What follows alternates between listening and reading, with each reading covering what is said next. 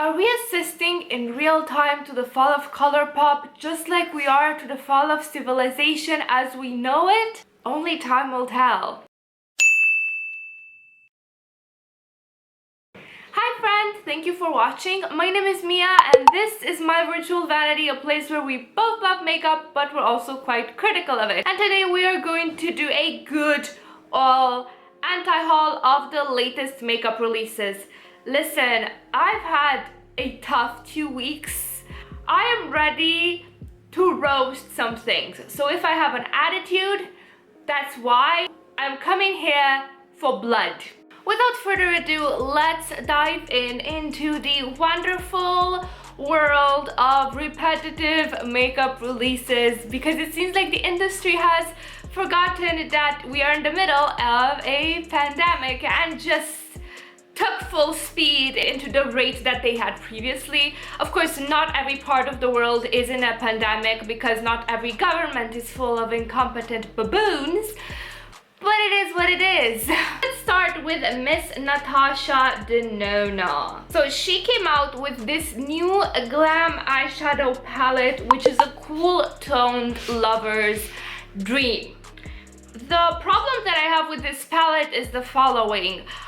If you love cool tones and you've not tried Natasha Denona before, maybe if you have the budget for it, maybe this would be something you want to pick up. But if you're not wearing cool tones on the regular, what makes you think that a $60 palette is going to make you wear them? Are you really going to get enough usage out of this palette for it to be worth it? Also, I feel that there's not enough mattes in the palette. I'm usually not one to say, oh, there aren't enough mattes in a palette. I am a shimmer everywhere, even where the sun don't shine kind of girl. So, but the problem is you're asking me $60 for cool tones. For $60, you better be able to deliver multiple cohesive and complex looks. Second thing is, how dare she ask us for $60 and not give these poor shades some actual names? Like, they've got names like outer eyelid, inner corner, crease, transition. Natasha, you're not my real mom. I'll do as I want. You can put eyeshadow wherever you want that suits you. These names are dumb. Another interesting thing that I saw online, and I'm hoping that I'll manage to find the side-by-side comparison, is that the e.l.f. new neutrals, new classics, that neutral palette that everyone and their mom on YouTube loved, that apparently dupes almost shade by shade the whole Natasha Denona palette. So if you're looking to go into cool tones, that might be a better starting point than dropping $60 for something that you don't know you will wear.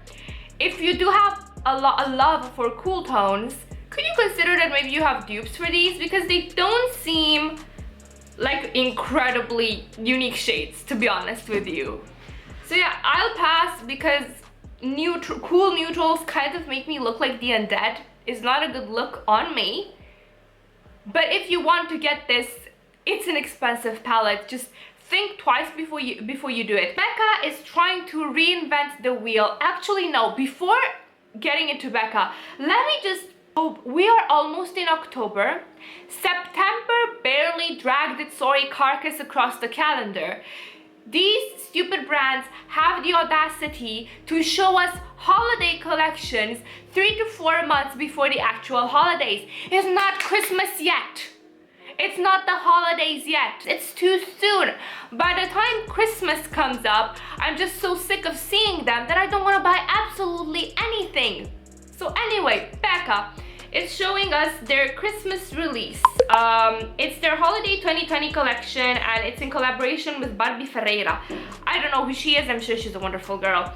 They're trying to reinvent the wheel with this ugly ass palette that is split into 2 quadrants, upper and lower, and in the middle you've got a sort of transformative shade.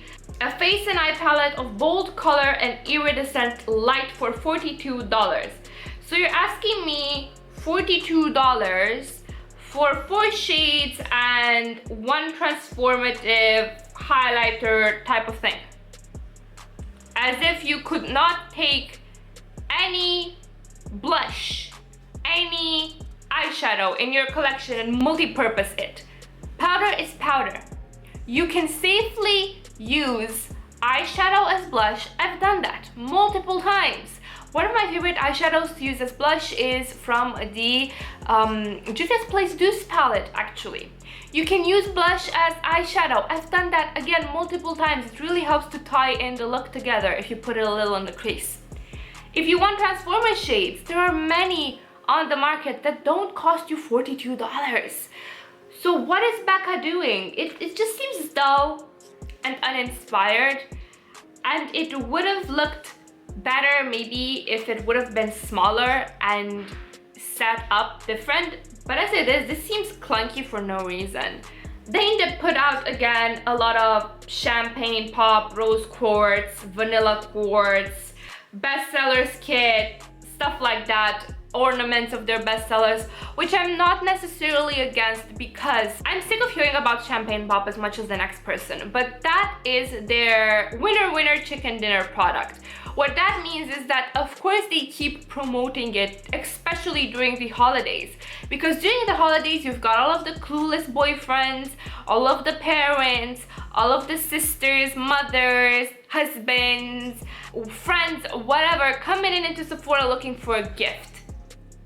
And as a brand, if you want to promote something to be given as a gift, you want it to be a success, so that the gift receiver, after they try it, they love it, and then they come back for more. It makes sense that they're not coming out with anything bold or anything new. I just don't need it. And you probably don't either. But if you've not tried them until now, I guess a bestsellers kit of minis is the best time to do it. Fenty is coming out with 2 minis. There's like a Stunna lip paint duo in Underrated and Unmatched. They're beautiful colors, but unpopular opinion, I did not like the Stunna lip paint formula. It is very liquidy, very thin. I loved it as an eyeliner though. I used the red Stunna as an eyeliner to death. However, as I said, it's very liquidy. It tends to bleed. It tends to transfer. I had to be super careful, super fussy with it. So if you're looking for a liquid lipstick that won't budge, or a liquid lipstick that you won't have to baby even more than a bullet lipstick, I would not recommend it. Then there's a glossy pose with 4 brand new gloss pop shades. Oh, why must Rihanna attack me so? I want these. I want these so bad. But it's 4 glosses when I still have to wear a mask. I promised myself I'm not buying any more glosses. I've actually made a video of things that I am not buying in the year of our Lord COVID 2020. But it pains me because there's such beautiful shades and I won't be able to wear them. So that's a pass. Sigma Beauty collabed with Stephanie Lange. I think it's Lange. Introducing the Sigma Stephanie Lange collab, the Essentials palette featuring a mirror, 9 buttery soft eyeshadows in matte and shimmer finishes, 2 light to dark bronzers, and a lustrous highlighter. Just a quick question, who is the second bronzer supposed to bronze? Oompa Loompas? Because I don't understand the undertones of that. I don't find it would be too orange on a light skin. It would be too orange leaning on a medium skin tone unless it's got like fake tan undertones, and it would be too light on a dark skin tone. So who exactly is that bronzer for? And this is basic. I have absolutely no opinion on Stephanie. I used to watch her a long time ago. I don't anymore because I kind of grew out of her content, but that's no shades towards her. I'm sure she's a wonderful girl. I've just not watched her in ages. So I don't have any like emotional connection to this collab. Congratulations to her. I'm sure her fans will love it. But if you're not a fan, I don't think this brings absolutely anything new to the table. If you're a fan of hers and you feel that this would be redundant in your collection, listen, the best way to support a creator is to share their work, watch their videos, sit through the ads, interact with their content. You don't have to buy necessarily her collab if you don't want it. Interact with her content, help her get her AdSense, That's the best way to support a creator and help her, you know, make some coin. Haze is coming out with a collaboration with Mariale. I don't know who she is. Again, I am an uncultured swine and I keep proving this with every and each single anti-haul. This is the Amor Caliente limited edition eyeshadow and cheek palette. Look, objectively, this is really pretty. It's nothing we've not seen before. It's like a spicier, modern renaissance. If you have modern renaissance, you can easily dupe this. The only thing you would need is maybe an eyeshadow single that is a hot, vibrant pink, if you want that shade. Otherwise, I feel that the rest of these are easily dupeable if you like to wear those kinds of tones. But they do look like beautiful, wearable, everyday shades. So it kind of depends how your makeup collection usually looks like and what you already have. For every palette that comes up, I always try to first shop my stash and then analyze it and see what's exactly so unique about it, and if the uniqueness of that thing is enough to make me buy it. Here I feel the unique element, the sole unique element, would be that hot pink shadow, which can easily be found as a single across all manners of brands. Also, I don't trust Too Faced's formula. They're notoriously fickle with their eyeshadow palette formulas. If you are looking into getting this because you love Mariale or you love the color story, wait for reviews. I would not trust Too Faced as far as I could throw them, and actually one of their palettes in my top 5, but still. Colourpop is coming out with a whole bunch of new palettes, and oh boy, they just can't keep themselves out of trouble to save their lives. I'll start with the least controversial one, which is the Coast to Coral palette, and it's a coral eyeshadow palette, and by that I mean it's vaguely coral. It's got one pop of color coral, and the eyeshadow packaging is coral, but otherwise it's warm neutrals, and it's probably duped in all of their other stupid, repetitive 9-pan eyeshadow palettes. Listen, I love Colourpop. I love their formula, but I'm tired of seeing them push frequent releases to the point of it being so repetitive that they start to dupe themselves. It's annoying. Quality over quantity. I'm really disappointed in this. They can do better. And as usual, the adjacent products, so like the Super Shocks, the lip liners, the lipsticks, whatever else they come out in the collection, that's the most interesting part, because their palettes, they're already recycled shades, same old, same old. They've got this Sandstone palette, and at first glance, you know, aside from the very repetitive color story and that it looks exactly like their Wild Nothing palette, maybe just a bit expanded, and the fact that I hate that they're putting square pans into it, because now that means that if you depot it, it's not going to look as cohesive with the rest of your round pans, and you can't swap shades across palettes like you regularly would. Aside from those, I really didn't see anything particularly wrong with it. But guess what? That's because I'm an ignorant European. Apparently, the designs on the packaging, they're from Native American tribe or a group of tribes. Anyway, they are culturally significant and important, and yet again, Colourpop is just using them as a cute little pattern. I am not sure if that was deliberate, because you could very well be ignorant to the signification of these patterns and just think that they're geometric patterns.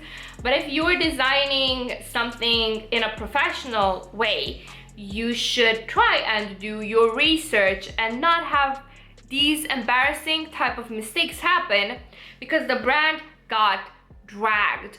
And as far as I know, they didn't put out any official reply to all of these accusations of cultural appropriation and cultural misappropriation.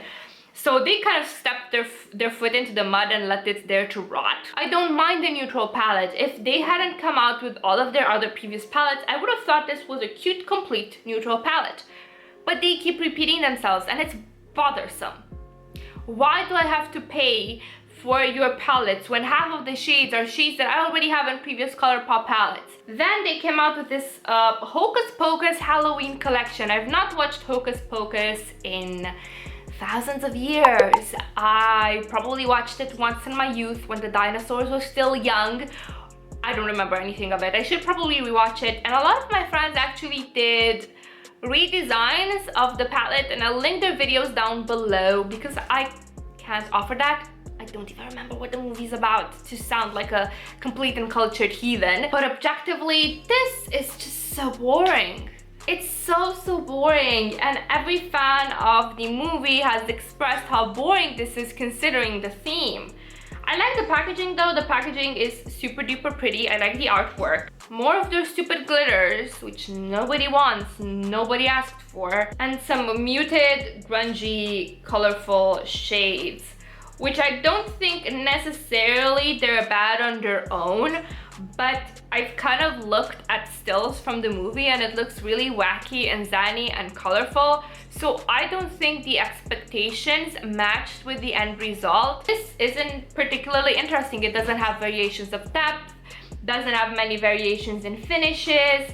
It's just another Colourpop palette that will be soon forgotten in the train of constant, unrelenting Colourpop releases. Honestly, if you're a Hocus Pocus fan, you could do much better. You know what you could do? If you have singles, make your own palette, just like my friends did. Grab an empty magnetic palette, print a Hocus Pocus picture or a drawing, and then glue the drawing to the palette lid. There you have it, your own custom palette, and you can do that with anything. Melt is coming out with a Sculpt collection. So there are Sculpt stacks of bronzers and contours. This is a good idea. I don't want to catch you getting this unless you're a chameleon who can change skin tone from the lightest to the darkest across all year round, or 2, you're a makeup artist. If you're a regular person like me who has more or less the same skin tone all year round or just mild differences, do not even dare to spend $50 just because it's Melt. You will only use 2 to 3 shades max at most. If you self-tan, if you go to the seaside next summer or something, don't waste your money. Nobody can use those shades for one face. You can only use those if you're a makeup artist, if you do makeup very often on your friends so you can get back your investment, or as I said, if you literally change color between seasons. Lorac has decided to make us all fall asleep. They decided to find a cure for pandemic insomnia, and they're coming out with these Meraki, Soleil, and Noir palettes, which are the same tired ass, repetitive, nude palettes with half of the shades that could easily look like the others. If you want a proper nude palette, please, for the love of God, go for something beautifully curated. Go for something high quality. Go for something that you will use and abuse and love. But these are not it. These are the most boring, sorry ass, Morphe looking, neutral palettes that a mid to high-end brand has ever had the audacity to release, and they look cheap too. Pat McGrath again has decided to come for our money. She came out with this big 18-pan mega mothership palette, which is $78 US. I've seen a lot of discussions about how this is so affordable because it's Pat McGrath and only $78. I feel we're losing some perspective here, people. $78 is not affordable. It is maybe compared to her other palettes cheaper, considering that she probably cut corners with the cardboard packaging and with the tinier pans, and I'm sure every shade is beautiful, but $78 is not affordable. Not in any scope of the imagination.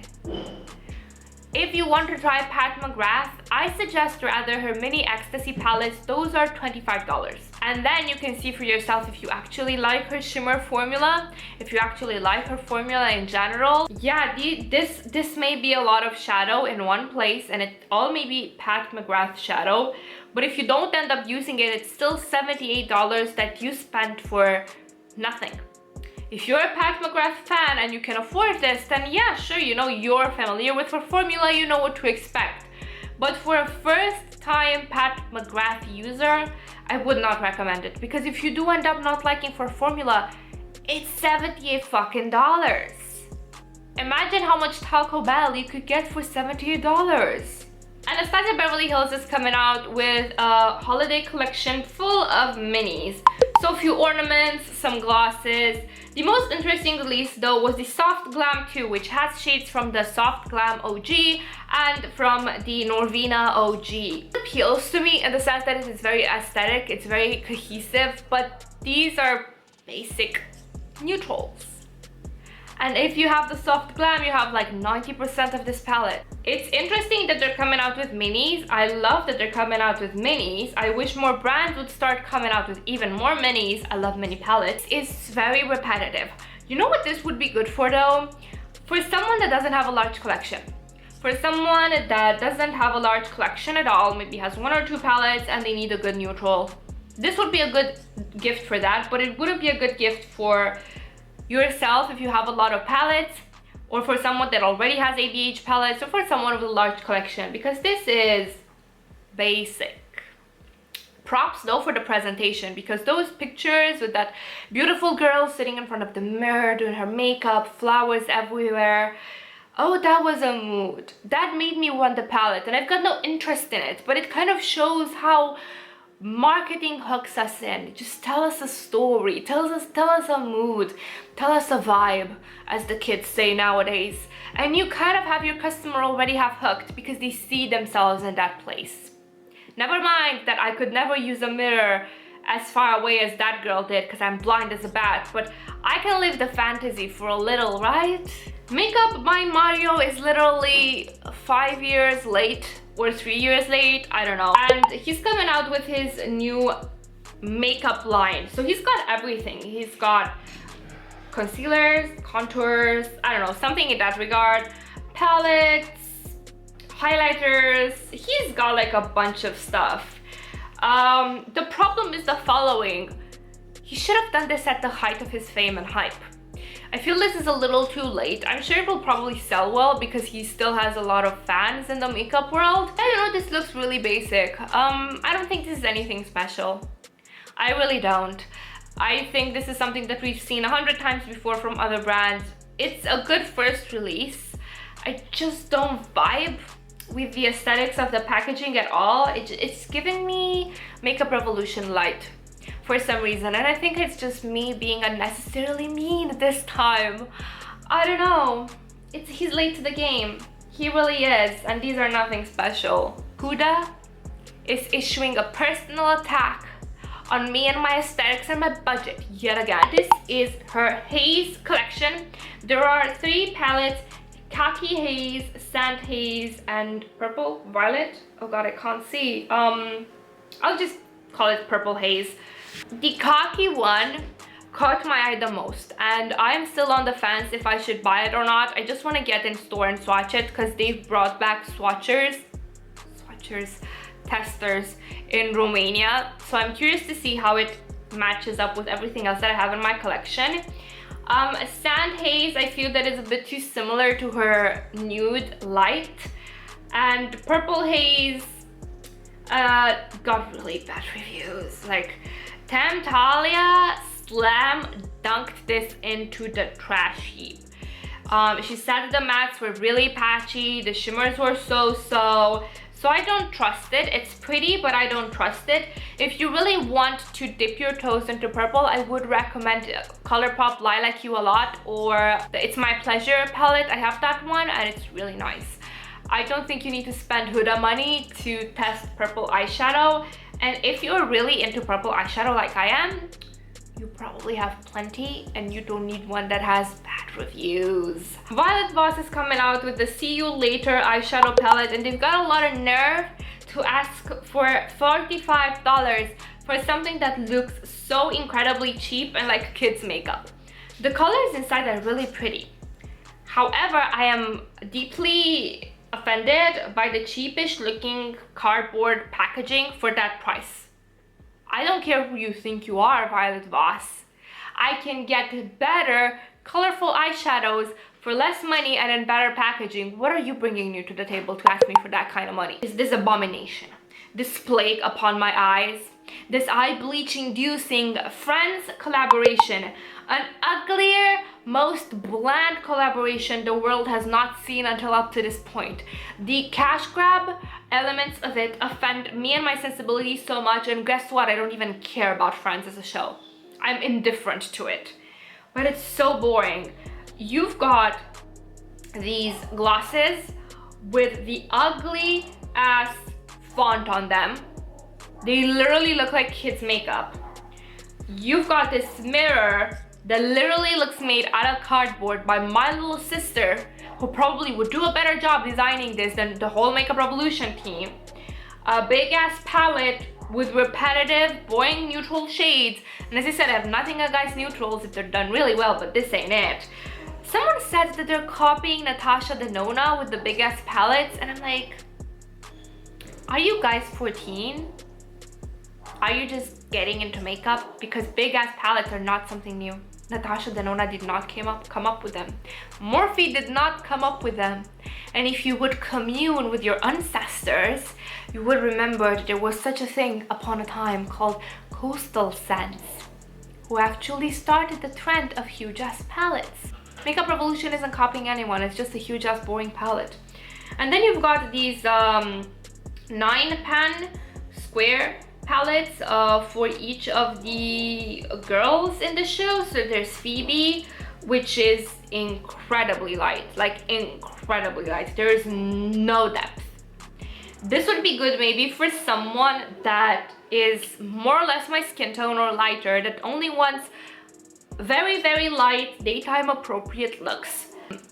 Shit, now I kind of want it. Looks, no. Yeah, no. I hate the packaging though. I hate the packaging. I like the idea of something so translucent that it would work on the palest bitch, but I kind of dislike it in that regard because of the packaging. Then there's the Monica, which is a bit deeper, but again, basic as hell. And the Rachel, which is slightly more adventurous, but half of the shades are again really light and barely show up. I am so iffy about this collection. This could have been so much more, but they kind of went with the safest, most white rice bland route there could be. They also have this Nightmare Before Christmas collaboration that's been sneak peeked. It's so ugly. Oh dear God. What are these colors? What are these color choices, honey? I look at it and nothing about it says Nightmare Before Christmas, except the packaging, that's it. But slapping a name on the packaging does not make it a themed palette, it just makes it a cash grab with an IP slapped on top of it.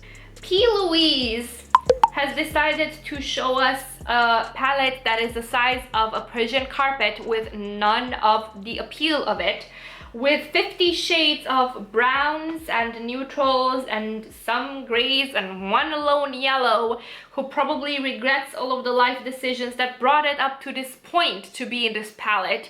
What is the point of this? Why is this palette the size of my IKEA table? If you're a makeup artist, you're not going to lug around this palette that is probably the size of a small suitcase. Hi everyone! So unfortunately my camera died off towards the tail end of this anti-haul, which I think is its way of telling me to wrap it the fuck up already because it was getting way too long. But it felt weird signing off without saying goodbye. Thank you guys so much for watching. I hope you guys enjoyed this anti-haul, and please don't forget to leave your opinions on all of these products that have been released that you think are ridiculous in the comments down below. Thank you guys, and have a wonderful evening, morning, second breakfast, third lunch, or whatever it is where you're from. Bye!